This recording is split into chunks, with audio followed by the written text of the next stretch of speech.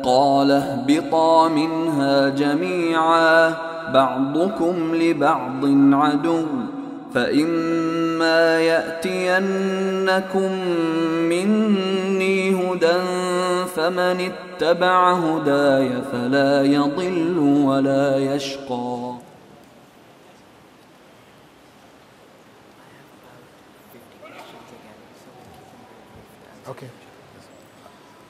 Okay, we have about 50 questions.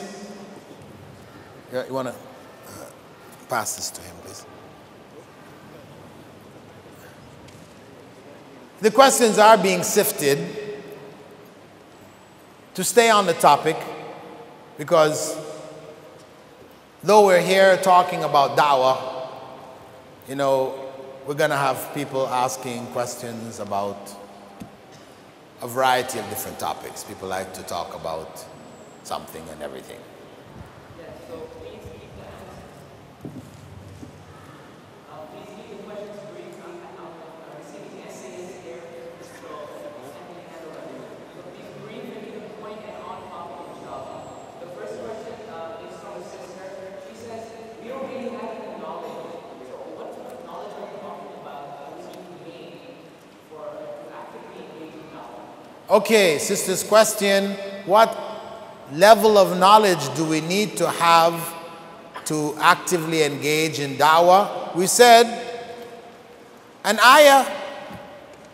In other words, you teach what you know. Don't try to teach what you don't know. Right? You stick to what you know. You give what you have. If they ask you a question, don't try to give an answer, because you know some people, they're argumentative. So you get into argument with somebody, they ask you a question, you don't have the answer, but you tell them something which will just shut them up. It's not true. Later on, they're going to find out that what you said wasn't true. Maybe at that time you won the argument, but later on they find out, and how are they going to look at you? Better for you to say, sorry, I don't have an answer to that one. I will go and get the answer and bring it back for you as soon as I can. So you give what you have.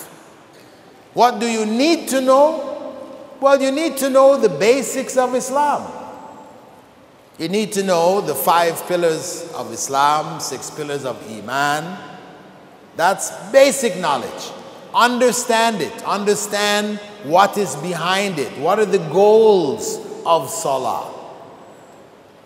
Not the ritual. Of course, you need to know the ritual to do it properly, but you should be familiar with the goals. Why did Allah prescribe Salah? Why did He prescribe fasting? Why did He prescribe? Because that's what they're going to ask you.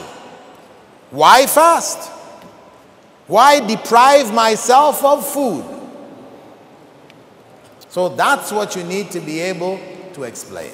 And of course, you yourself should know why you fast. Because otherwise, what are you doing? You're just doing it because everybody else does it. And that's why, unfortunately, for most Muslims today, Ramadan is a month of feasting, not fasting. It's the same F word, but it's feasting, not fasting. That is the problem. We don't really know what Ramadan is about. So, next question.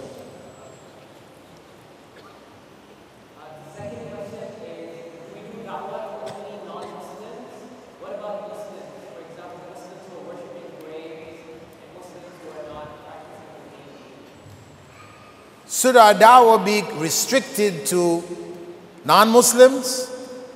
Or should we also be giving da'wah to Muslims? When Mus'ab ibn Umair was sent by the Prophet ﷺ to Medina to give da'wah in Medina, along with the handful that had accepted Islam, did he only go out to the non-Muslims of Medina and give da'wah to them? No. He also educated the Muslims. So yes, part of the da'wah involves educating Muslims where they are ignorant, because our situation, as Allah said, will not change until we change ourselves. The problem of the Muslim world today is one of ignorance. It is one of ignorance. That's why Muslims are doing things that they shouldn't be doing. Non-Muslims come and they ask, why do you people, why does your religion teach you to kill your relatives for the sake of your honor, the honor of the family, known as honor killing? Why? It's not good. You suspect your sister of talking to a guy, and what do? You go catch her and you kill her. You and your uncle, your father. It happens regularly in Jordan, in Turkey, in Pakistan. Why? Where did they get this from? This is from the ignorance of Muslims. Because we don't have any principle of honor killing in Islam. Al-Qatl is-Sharaf. We don't have that. We don't. There's no place for it. Murder is murder. You kill your sister, you are to be killed. But our governments have recognized this custom from the period of Jahiliyyah still amongst us, and they go light. You kill your sister, okay, 1 year, don't do it again.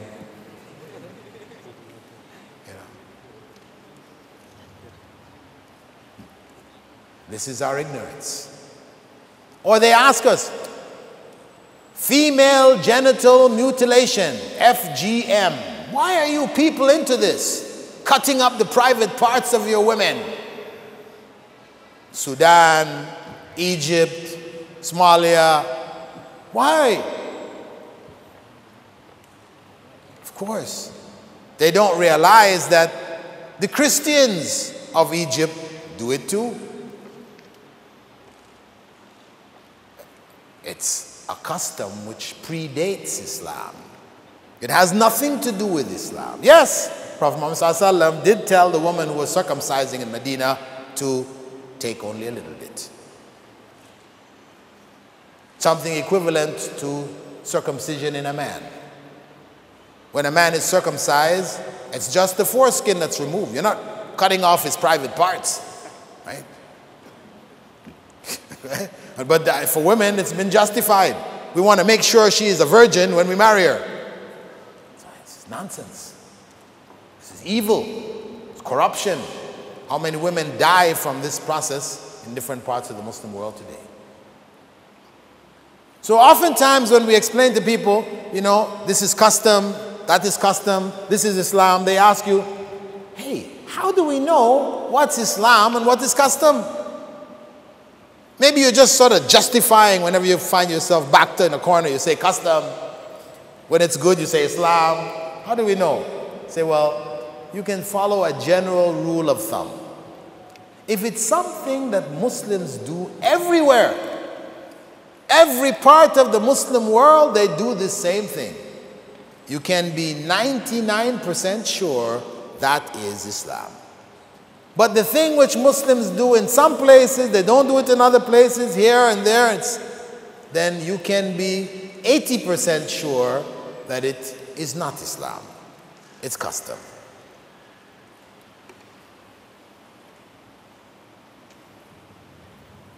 The next question is, this is from a sister. She says, Islam seems so difficult for women, yet so easy for men. So, before it's Islam, I want to know why Islam requires so little from men, but women have to wear hijab. Okay. The feminist issue. Islam is so easy for the guys, for the men, so difficult for the women. There are two elements here, actually. On one hand, there is a general misunderstanding. Because if we weigh the issues, the woman has to cover up herself. The man according to what they see, doesn't have to cover up himself. It's quite common to see here in Malaysia, people coming from the Gulf. You'll see the guy walking in short shorts with dark glasses, you know, his hair this way, and tight t-shirt, and on his hand he's got a woman covered up, boom.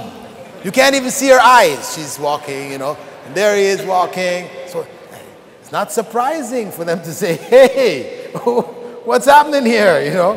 Where's the fairness? Right? That is a part of ignorance. Because there are dress requirements for men also. But Muslim men today don't follow them. That is the reality.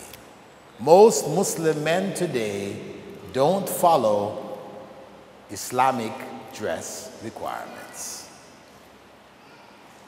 How do I say that? Why am I saying that? Well, most men today, we know, the aura is between the navel and the knee. Not the navel, not the knee, but what is between the navel and the knee. Now, men wear pants. And I'm not talking about Turkish pants, where the crotch is down by your ankles, or shalwar of the Pakistanis. Waist is like this big, you put it together, huge. We're talking about Western pants. Western pants. Where the philosophy of fashion in the West is, if you have it, flaunt it. What does that mean? If you look good, let everybody know you look good. That is the philosophy of Western fashion.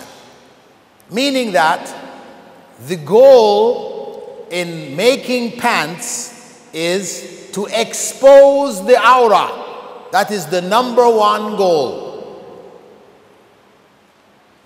When they make pants, the #1 goal is to expose the aura.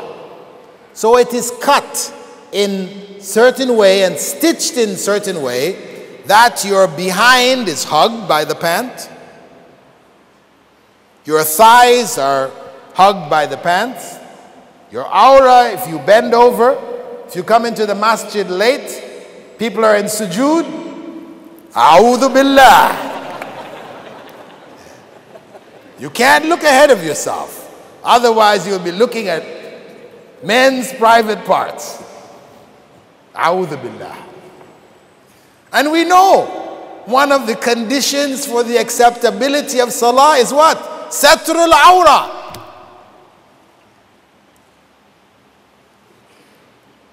But we're coming and praying in these pants. Now, in general, in the Muslim world, if a man, he's a practicing Muslim, if his wife wants to wear a spandex outfit, you know, like those people who are skaters, racing skaters, they have an outfit which is like somebody sprayed on them color, right? Now, if your wife wants to come out wearing that, she's got a hijab on her head like this, you're going to say, hey, astaghfirullah, get in there and put on some clothes. Loose, covering the aura. But what about you? What about you?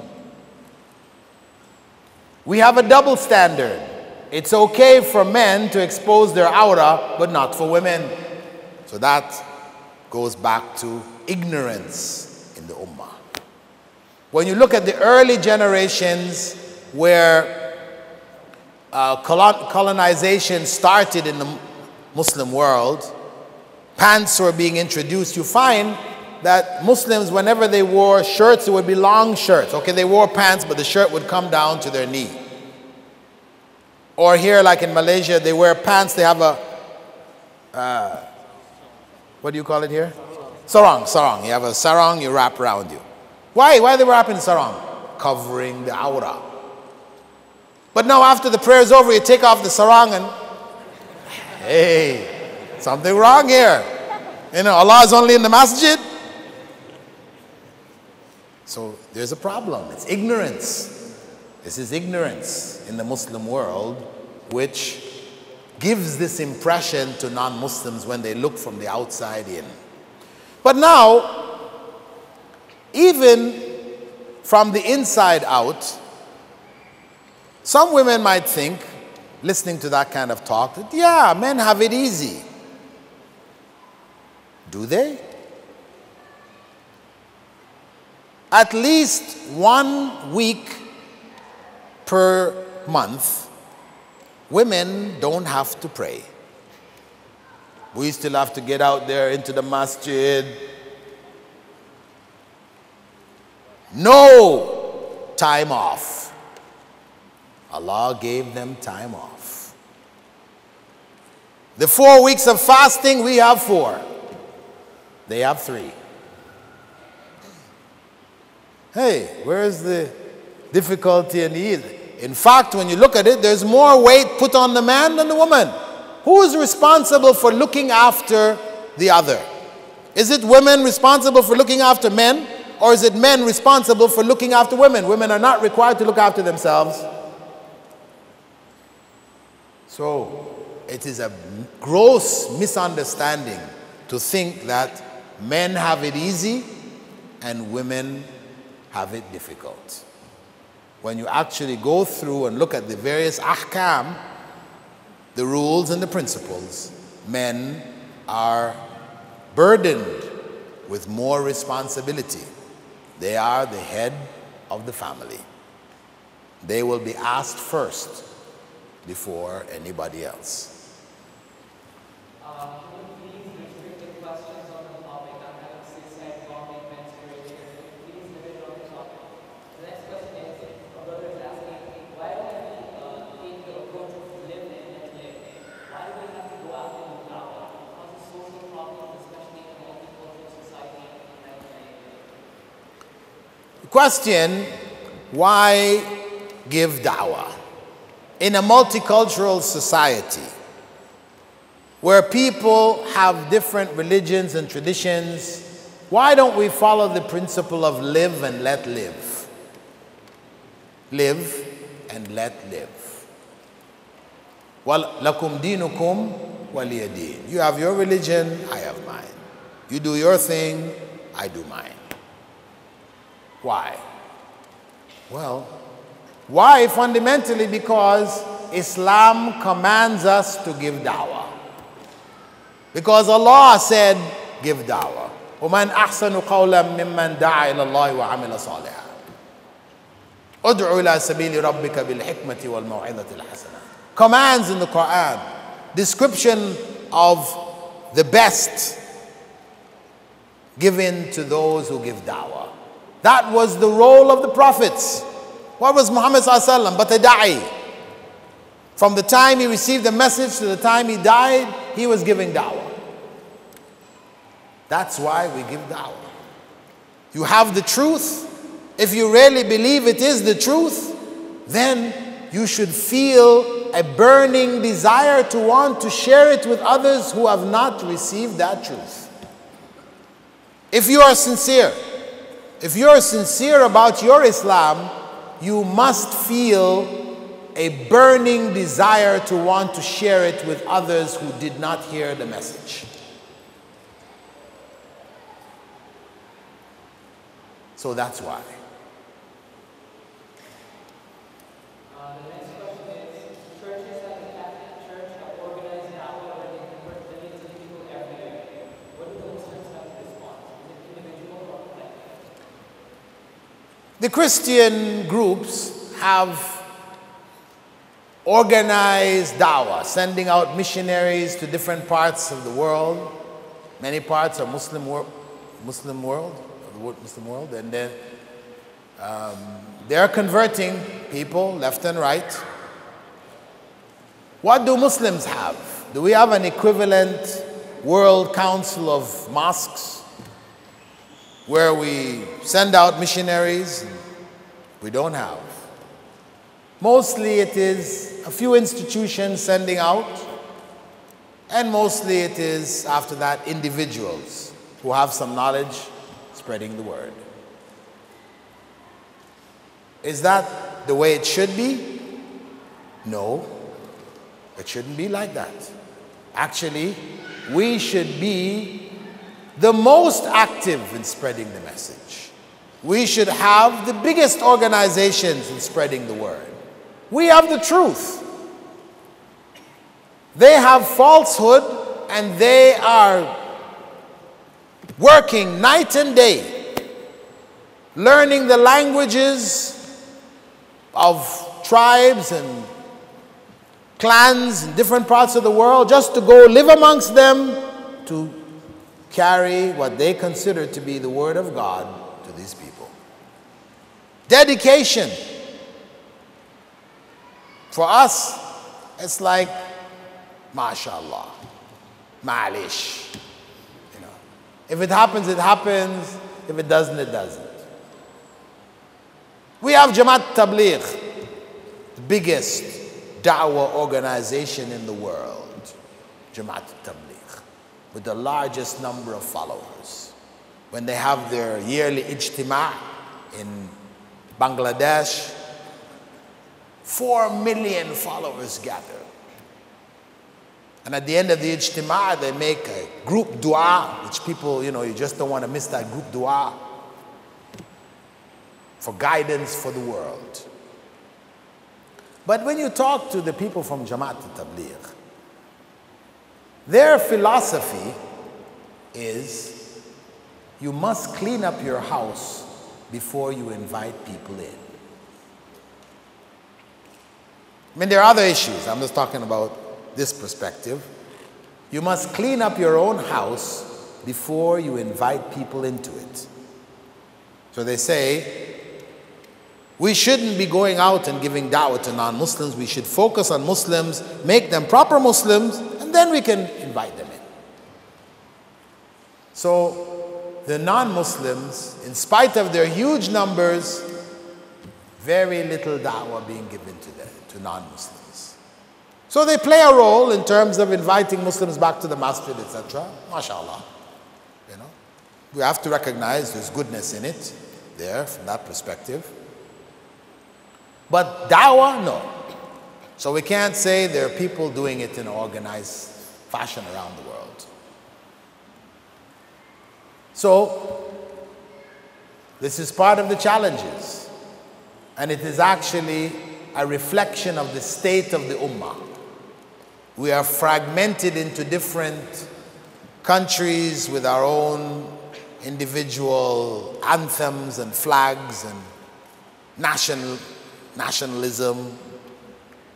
And this is, of course, a state which the Prophet ﷺ cursed when he said, "Man da'a ila al-asabiyya falaysa minna." People who call to exclusivism, whether it is a group or a clan or a region, a city or a country, etc., this is not from Islam. Islam is about humanity, the ummah, the whole ummah. That's what Hajj is about. That's the message of Hajj. Islam is the world. Next question is from a brother. He says, there are people in my workspace who are mostly atheists, and they're happy and they're rich and they have money to Allah. What's happening? Brother has atheists working with him in his work area. They're happy with their atheism. They're making lots of money. They're quite rich.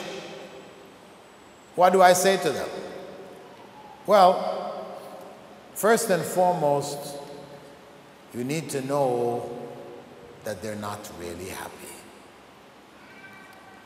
There is a show. There is a facade that they present of happiness. But it's known, money will not make you happy. And though they say, I'm an atheist, I don't believe in God, you can either tackle that claim, you don't believe in God, okay, you and so graduated from the same class. Same marks.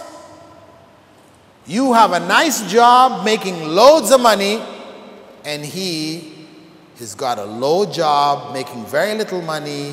He's in debt, he's borrowing from his neighbors. And why? He says, some people might say, my hard work. Well, we know that doesn't really work. The people who are working the hardest are making the least. The farmers around the world in the fields who wake up at the break of dawn, they're out plowing the fields all day long. They get home, they just eat, go to sleep. Next day they're back. Bill Gates and the others, they're sitting in an office signing papers. You know, he's making his billions. Mental work. The hard work is done by the poorest people of the world. So you didn't get it because of your hard work. So what? What is it? He says, my good luck, his bad luck. And why did you end up in school, in this school you got in, and your neighbor didn't get into school? My good luck, his bad luck. And you go through his whole life and you ask, why this, why that? My good luck, his bad luck. My bad luck, his good luck. I think you have a God here. You're saying that the events of your life, all of the crucial events of your life, is controlled by good luck and bad luck. The more academic term is good fortune and bad fortune. Fortune comes from Fortuna, which was the name of the goddess of good luck and bad luck, who was worshipped in Greece. Fortuna. That's your God. You do have a God. Because you have to explain life, why you're here, how you got here, why this is happening. And so it's simple for you because you're giving the reason your God is a blind force. So you don't feel obligated to do anything for the God. You may have artifacts connected to your worship, like what? When you first graduated and you went out in the field, you're looking for a job here, there, you couldn't get a job, days, weeks, months. Finally you went out, you got the job. Beautiful job. What do you do when you come home? You take off your tie and you hang it in a special place. Your jacket, your pants, special place. This is my good luck tie and my good luck jacket. So anytime I'm going out, I have to do something and I need that extra boost of good luck, I make sure I wear that tie. This is part of your religious artifacts. Or you may have charms, good luck charms. In America, they have the rabbit's foot. They cut off rabbits' feet and they put them on a chain and they carry them. Keychains. Why? Why rabbits? Well, because they noted in earlier times that rabbits were prolific. You put 2 rabbits together today, by the end of the month you got 50 rabbits. You know, they just produce. That's rabbits. So they say, boy, powerful stuff. Good to have a rabbit's foot. So they have their rituals. they have, but they don't call it religion. Number 13, popular one. They avoid 13 like the plague. You can't find a 13th floor in any hotel in America. No, none. Doesn't exist. Elevator goes 11, 12, 14. What happened to 13? It got named 14. Go down the street. Houses numbered 11, 12, 12 and a half. You don't want to hit 13. You become 12 and a half. And this is deep-rooted in the society. Ingrained fear of 13. So, you have a God.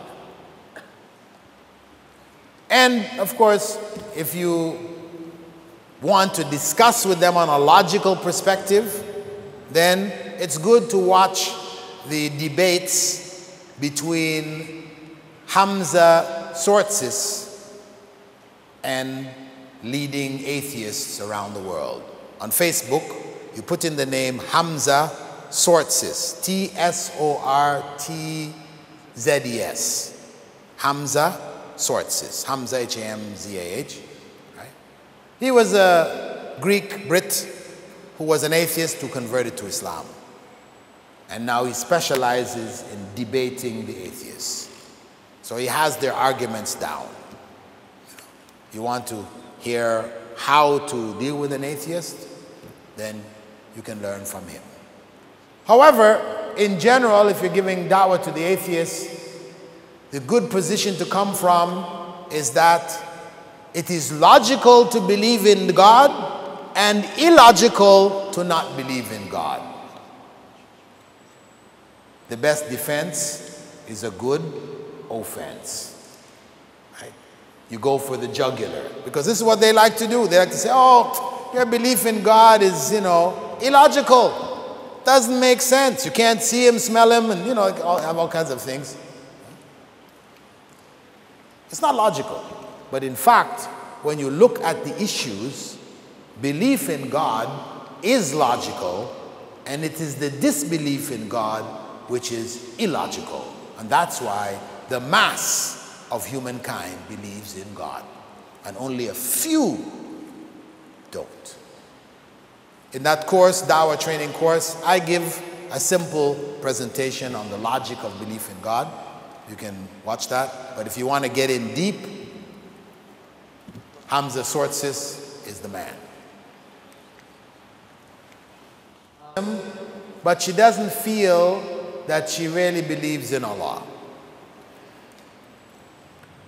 And this is common today. That most people, when they look inside themselves, there are doubts there. Do I really believe in God? Is there really a God? They have those feelings, those thoughts. Of course, it's from Shaitan. Satan wants to put doubts in your mind, but the thing is that if you have not prepared yourself, have not understood the deen, then you become an easy prey for Satan. This is why Prophet Muhammad ﷺ had said, "Talabul ilmi farida ala kulli Muslim." Seeking knowledge is compulsory for every Muslim. And where does that knowledge begin with? The first question that you will be asked in your grave is what? Man Rabbuk? Who was your Lord? And that's where we have to start from. We need to know who is Allah. Why we should have no doubt in his existence. That is Aqidah. That's what we call Aqidah. You must have clarity, certainty in your heart to stand before Allah on the Day of Judgment. Without that certainty, then it's very easy to be shaken, deviated, etc. So, the solution for is knowledge. It's ignorance, it's darkness. So the only medicine, the only treatment for that illness is knowledge. فَاسْأَلُوا أَهْلَ الذِّكْرِ إِن كُنْتُمْ لَا تَعْلَمُونَ. Ask those who know if you don't know. So you have to start with knowledge. But of course, that knowledge is accompanied with ibadah. Because it's not about just going into a classroom and studying academically who God is. It's about living the teachings which God has given us. So ibadah has to be done along with it. But what do you do? How do you approach ibadah? Do you do it the way that you've been doing it? No. The very reason why you're in the state that you are is because you are doing it as blind rituals and not as something you understood and felt that you needed to do. So that's where we need to be. And that's what we need to pass on to our children, the next generation. They should have an understanding, and their minds are huge. They can accept a lot of information, but we generally tend to restrict the information. Oh, it's a kid, let him play. Don't need to get into those things, too complicated. Later on. No. There is much that they can understand. And we should give it to them when they're young. They grow up with that understanding, that sense of confidence. It is our duty to give it. It was the duty of our parents. But unfortunately, they weren't given it. And their parents weren't given it. So it was just, you're a Muslim, you fast, you pray, you make Hajj. Why? Because you're a Muslim. That's it.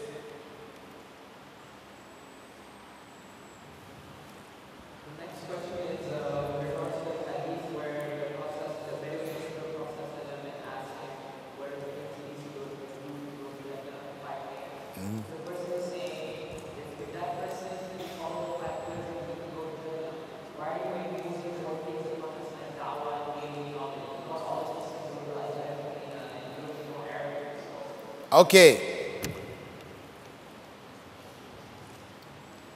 There is a well-known hadith in which a Bedouin came to the Prophet ﷺ and asked him about what was required of him. And as the Prophet ﷺ went through the pillars of Islam, one after the other, he would explain the fard requirements. And after explaining that, and the Bedouin would ask, is there anything else after the obligatory requirements? The Prophet ﷺ said, no, unless you do voluntary acts of worship, fasting, sadaqah, And each time the Bedouin would say, no, I'll stop here. I won't do any less, and I won't do any more. I'll just do these things. And when he finished going through, and the Prophet ﷺ affirmed that that was it, the bare bones, the skeleton, the foundation of Islam, the man turned away, thank you, left, and the Prophet ﷺ turned to the companions and said, he will be in paradise if he is truthful. He will be in paradise if he is truthful. Meaning that if you do the 5 pillars of Islam as they are required of you, it is ticket to paradise. But the reality is, how many of us actually do it the way it is required? That's the point. The ritual, yeah, we do the ritual, but is it the way it is required? Because, for example, we learn the ritual of the salah and we do the salah. But Prophet Muhammad ﷺ said, some people will pray and nothing of their salah is recorded. Nothing. How's that? If the ritual is going to get you to paradise and you're getting 0 for every salah, guess what? We're not going to make it. So obviously, the salah is more than just the ritual. It depends on the level of concentration, reflection that is there.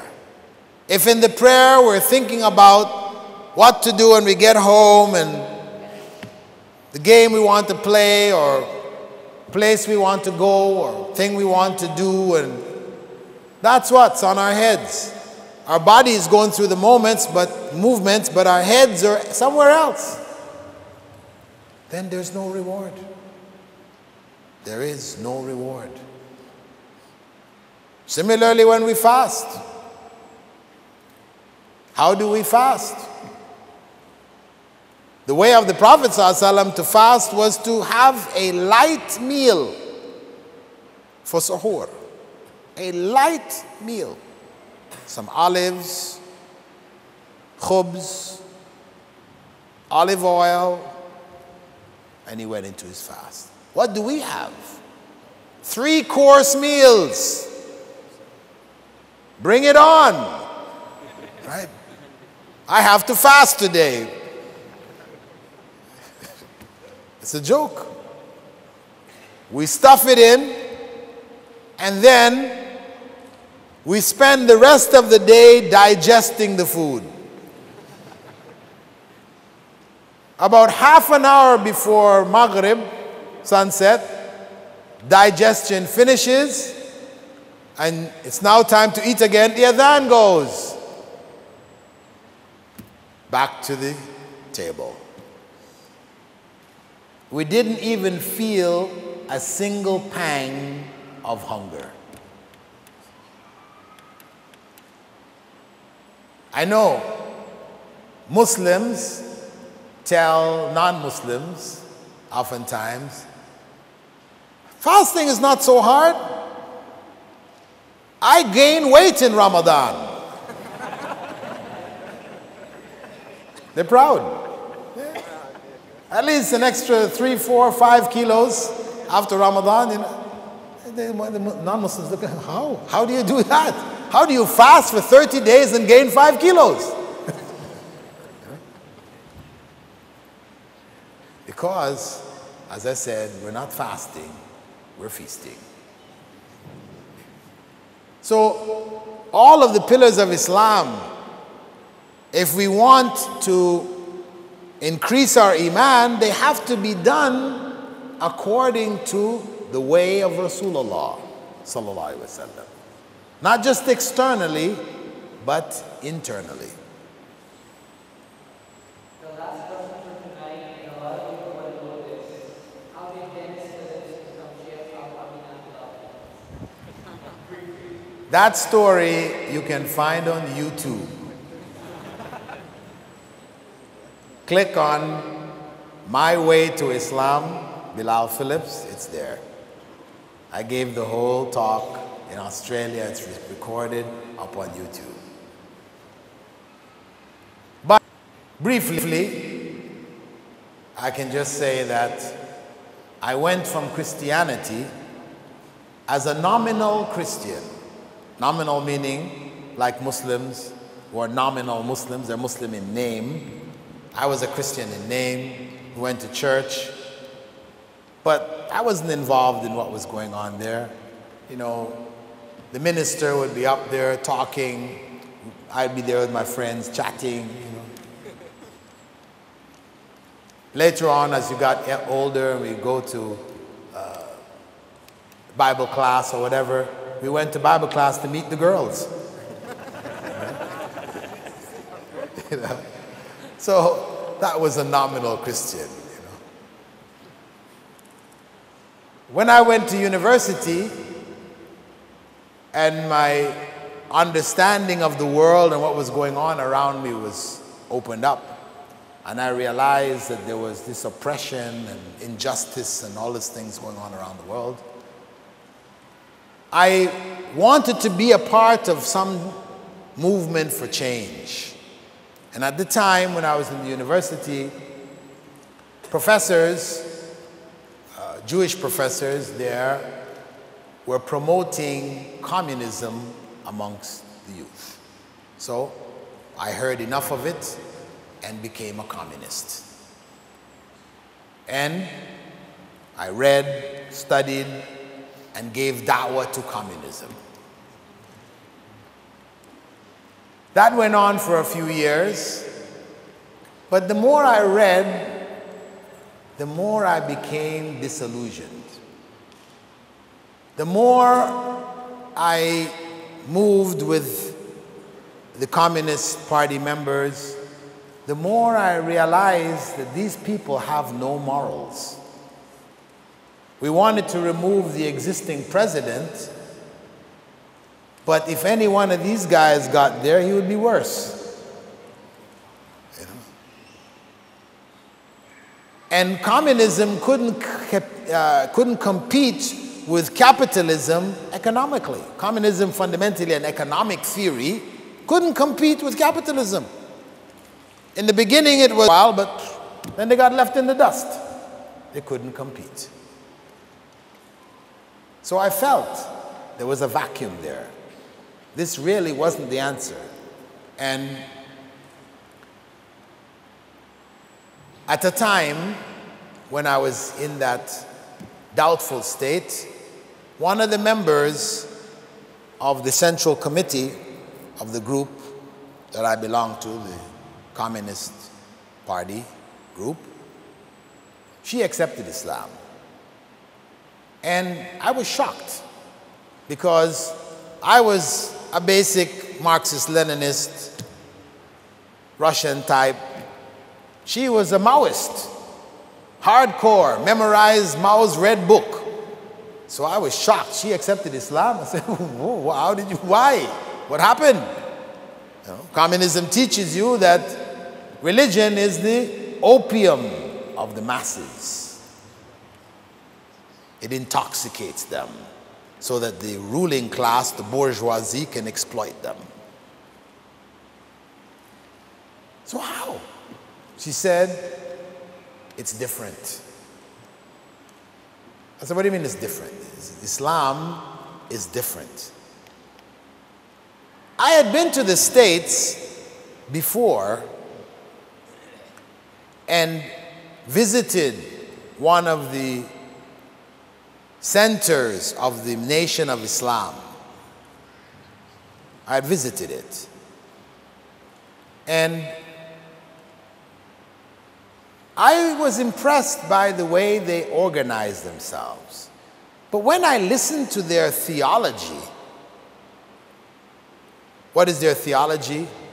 White people are devils, black people are gods. Hey, it's nonsense. It's total nonsense. I could never be a part of that. So I said, you know, how is that? I mean, these people are talking nonsense. He said, no, no, no. They're not Muslims. They call themselves Muslims, Nation of Islam. Later on, I called them the Nation of Mislam. Right? She said, no, real Islam is something else. It has nothing to do with color and these kind of things. So I said, okay, give me some books, let me read. And I began to read. And the book by Muhammad Qutb called Islam, the Misunderstood Religion. When I read that, and I'd read a book by Maududi, Towards Understanding Islam, just before that, it was good. But when I read Islam, the Misunderstood Religion, that was it. That was it. Because that book was written from a political perspective, comparing between communism, capitalism, socialism, Christianity, Islam, from social, economic, spiritual, from all the different perspectives. And systematically, he just showed Islam was the answer. So after I finished reading that book, that was it for me. I was convinced. But that wasn't enough for me now to become a believer in God, because I'd been denying God's existence for years. I was an atheist. I didn't believe in God. So you don't just flip overnight. You know, it's not like a light switch. You turn it on, you turn it off, it's off. So it took a while for me to bring God back into my life, to realize God as a reality in my life. Once that happened, which was some months later, I accepted Islam. And after becoming a Muslim, the group of people that I was around, some new Muslims, and the brother who gave me Shahada, he was here in the Emirates, in Malaysia, not too long ago, Dr. Abdullah Hakim Quick. I don't know if some of you have attended some of his lectures. He's been here. He is the person who gave me Shahada. Anyway, the point is that at that time, the most active group of Muslims that I saw was Jamaat Tabligh, right? We had the leading representative for the Jamaat in North America there was with us. He was nicknamed Colonel Saab. He used to be a colonel in the Indian military. His mom was a British woman, father was an Indian. Big, tall, imposing individual, turban, very active, dynamic. So we went out with him. 3 days. Then I ended up on the 4 months, went to the UK, based on the fact that I was told, because I wanted to gain knowledge of Islam, and we didn't have any books at the time. Sahih Bukhari, only volume 1 was translated into English. 1 and 2, something like this. So it was incomplete. Very little literature. In fact, most of the literature available was Ahmadi.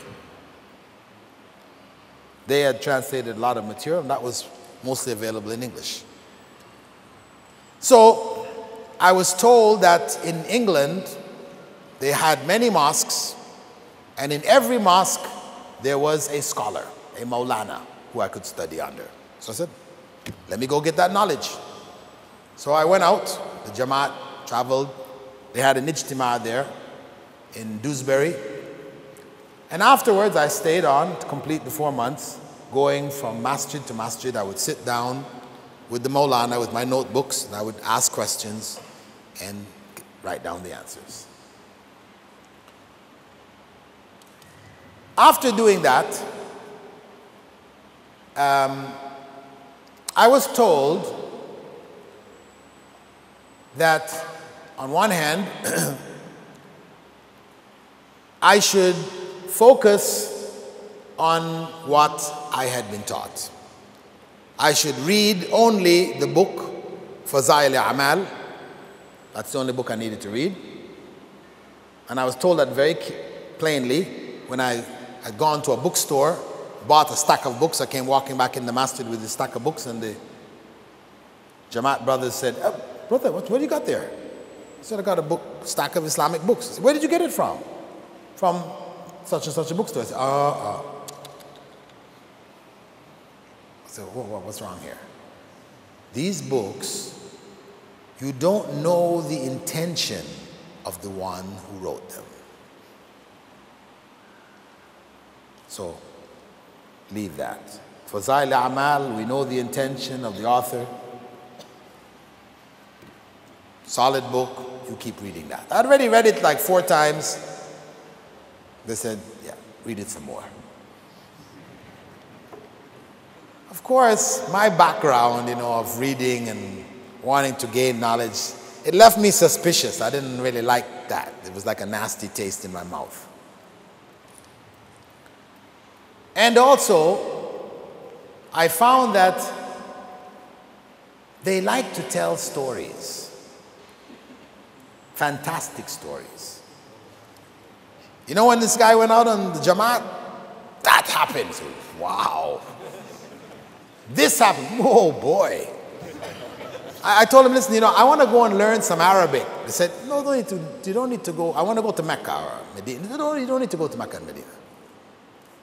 The light of Islam has left Mecca and Medina, and it is in Nizamabad in North India, where Hazrat Ji, the head of the Jamaat, lives.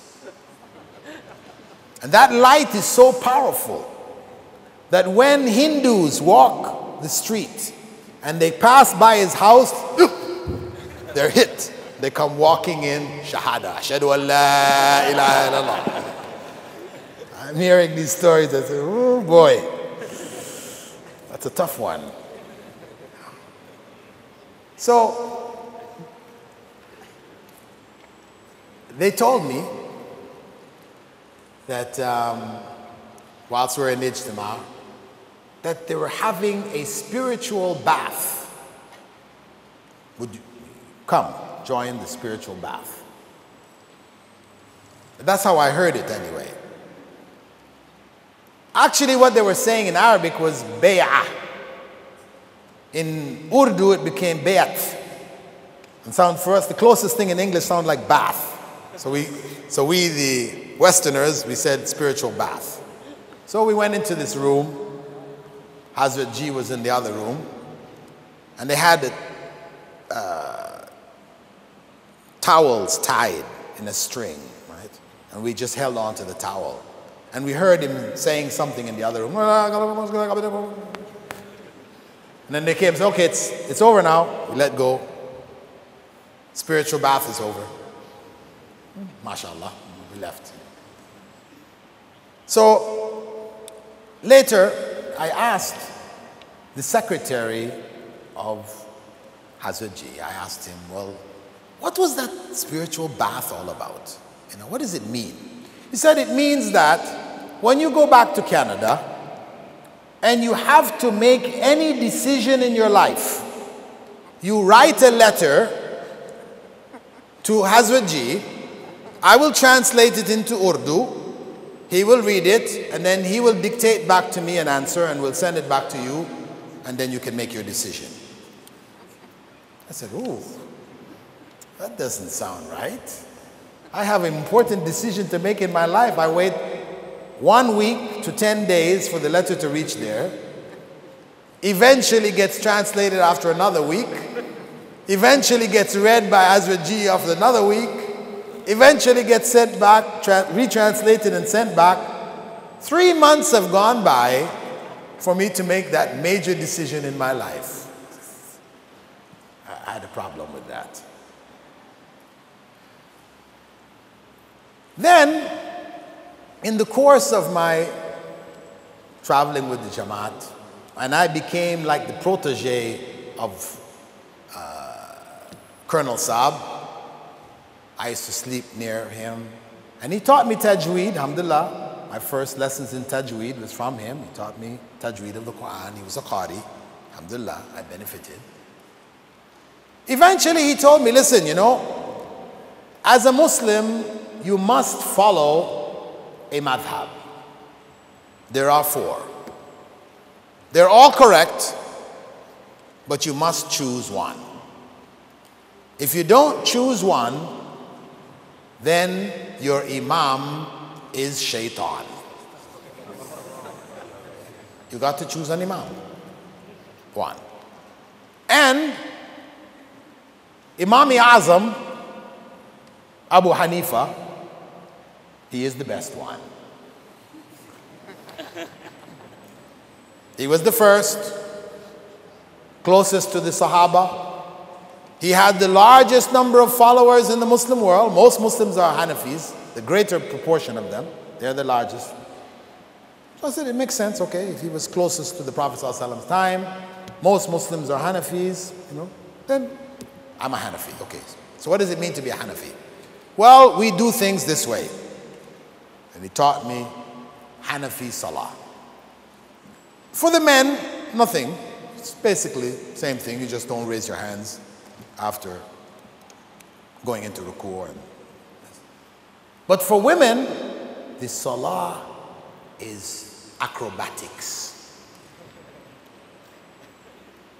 The female Salah of the Hanafis today is acrobatics. You have to be an acrobat. If you haven't been trained in acrobatics, you'll fall down on the floor, trip over yourself. Because there is a special way that they go down to the floor. You don't go down reaching down knees and no. For a woman to go down like the men, go down knees first, for example. The man, he goes down knees first. I say, no, a woman, she must be covering, you don't, like, no. So how does the woman go down? She has to crumble down. She just sort of crumbles, right? And then she puts her chest on her thighs and her elbows on the ground, and she's just huddled up. Ooh. First time I tried it, I fell down. Couldn't do it. I had to practice till I was able to crumble down, because I had to go back and tell my wife now, When I came back, I said, we are Hanafis. She said, what's that? I said, don't worry about the details, but we are Hanafis, and you have to pray like this. So, after I got back, we moved house, and I moved next to the masjid. And the brother whose house we rented an apartment in, he had a basement apartment, we rented it. He was from Egypt. His father was a scholar among the Ikhwan. And he had been raised in scholarship. So he started to teach me from Fiqh al-Sunnah. Teach me Fiqh al-Sunnah along with Shafi'i fiqh books. So I started to notice differences. Of course, he was bringing evidences. He said, Prophet ﷺ did it, here's the proof. When I was with the Hanafis, there was no evidence. It's just, this is how you do it. Don't do this, you do that, you do this, don't do that. And actually, when I was studying with them, I remember one occasion, because I was getting my information initially from Colonel Saab, and I found at one point in time that what he had told me when I sat with the Maulanas, some of them were saying something different. So I came back and I questioned Colonel Saab. Maulana so-and-so said that. He said, this is a young guy, young Maulana. He just got out of Maulana school. He doesn't know how to wipe his behind in the winter or in the summer. I said, oh, there's a way to wipe your behind in the winter and the summer? He said, yes. It's not the same. When you wipe your behind in the winter, you're supposed to do it counterclockwise. And when you wipe it in the summer, you do it clockwise. Now, some of you might think this is a joke, and it's not really like that, But hey, when I went to Singapore, some years back, I went to Singapore, and they had a book which was for new Muslims. And I opened up the book and I was reading it. I found it right in there. They had it written up in there. It was a book which had been translated from Urdu, by Molvi, translated into English, and it had in there the description of how to wipe your behind in winter and summer. I told the people at Al-Arqam, listen, you better get rid of this book. Anyway, the point is that the brother who started to teach me Shafi'i madhab, I started to see differences, And questions were in my mind. Maulana Saab had said, Colonel Saab had said that they're all right. So there was problems coming up here. I befriended some Moroccans, hung out with them, and the Moroccans that I hung out with, you know, though they were kind of nominal Muslims still, because they used to tell me, they said, you know, back home in Morocco, we break our fast with hashish.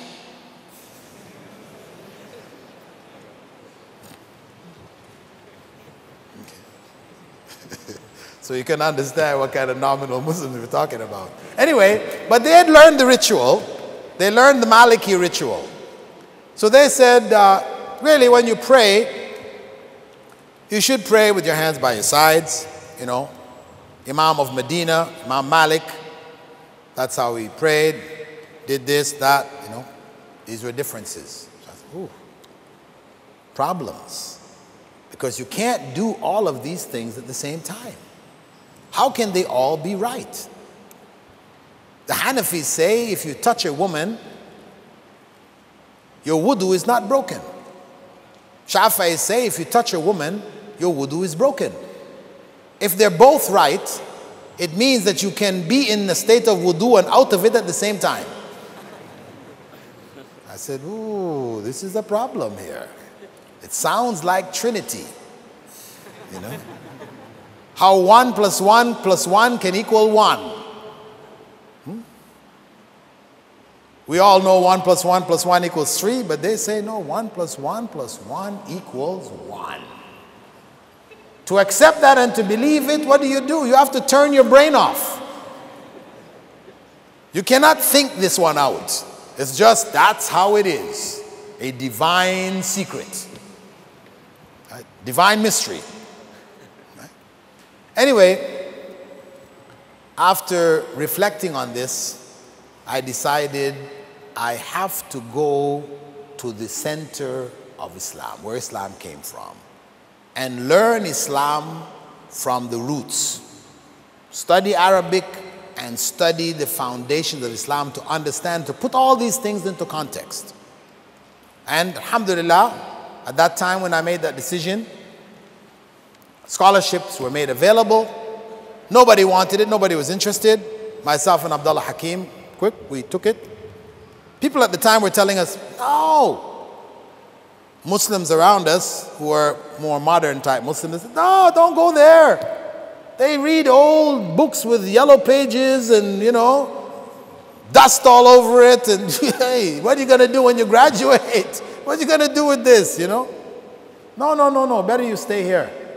But no, we were insistent. We wanted to go and get that knowledge. So we set out to Medina. And the rest is studying in Medina, graduating, studying in Riyadh, master's, teaching, completing PhD, becoming a professor, and here I am before you. Alhamdulillah. That's the short version of the story.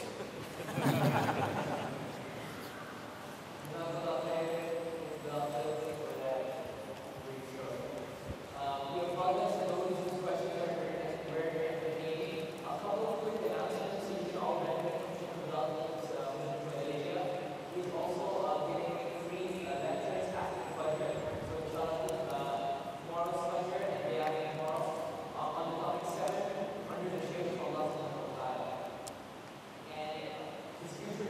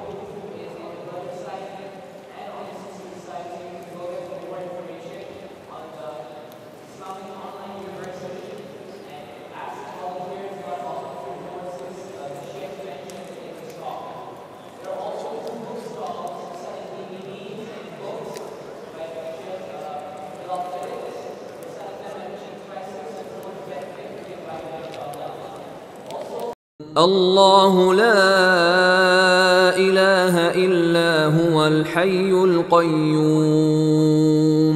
لا تأخذه سنة ولا نوم له ما في السماوات وما في الأرض من ذا الذي يشفع عنده إلا بإذنه يعلم ما بين أيديهم وما خلفهم ولا يحيطون بشيء من علمه إلا بما شاء وسع كرسيه السماوات والأرض ولا يؤوده حفظهما وهو العلي العظيم لا إكراه في الدين قد تبين الرشد من الغي فمن يكفر بالطاغوت ويؤمن بالله فقد استمسك بالعروة الوثقى لا انفصام لها والله سميع عليم الله ولي الذين آمنوا يخرجهم من الظلمات إلى النور والذين كفروا أولياؤهم